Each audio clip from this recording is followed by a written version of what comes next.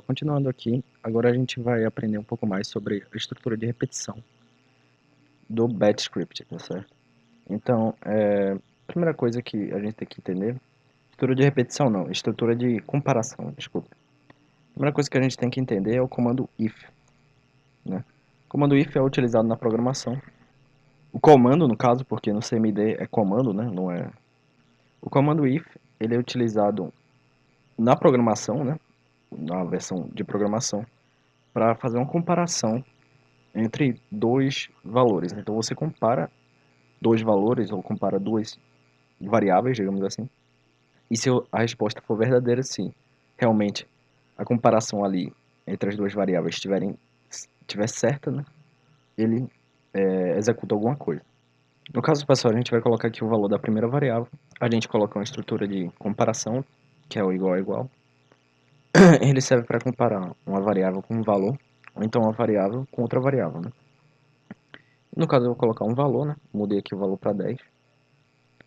E aí a gente coloca aqui, finalmente, o parênteses, né?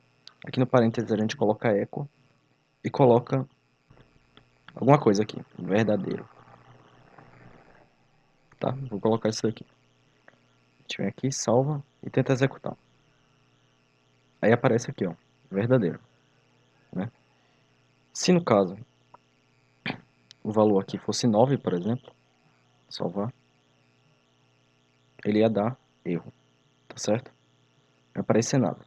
Então, quando ocorre esses casos, né, de não funcionar, de o valor não ser o valor desejado, né?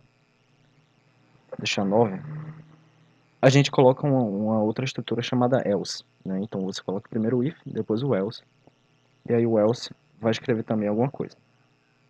No caso, eu vou colocar false, tá? A gente clica aqui, vem salvar, fechar aqui, e a gente vai abrir. Aí vocês vão perceber que agora o resultado sai falso, né?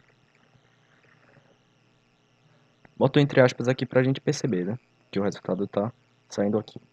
Geralmente esses if else, eles ficam mais organizados dessa maneira, né, pessoal?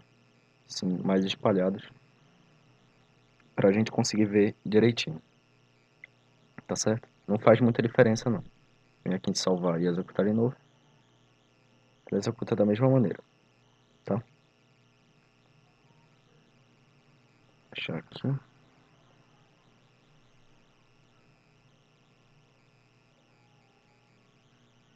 Beleza. Outra coisa que a gente pode botar aqui também, pessoal, é uma estrutura, né, pra comparar, perguntando se esse valor aqui é menor do que esse, né, que é, no caso, o less, né? Aqui está em forma abreviada, mas no inglês significa menor. Vocês vão perceber que o valor dá falso, né, porque 10 não é menor do que 9. A gente também pode colocar aqui, ao invés do less, o EQ, né, que o que é que ele faz? Ele pergunta se o valor é igual ou menor do que ele, né? Então ele faz as duas perguntas ao mesmo tempo.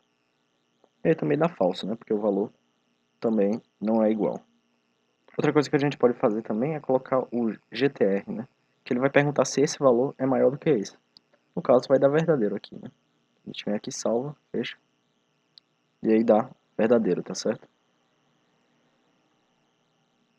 A gente também pode mudar aqui da mesma maneira para perguntar se ele é maior ou igual ao valor, né? Então aqui dá verdadeiro, né? Porque ele é maior ou igual ao valor.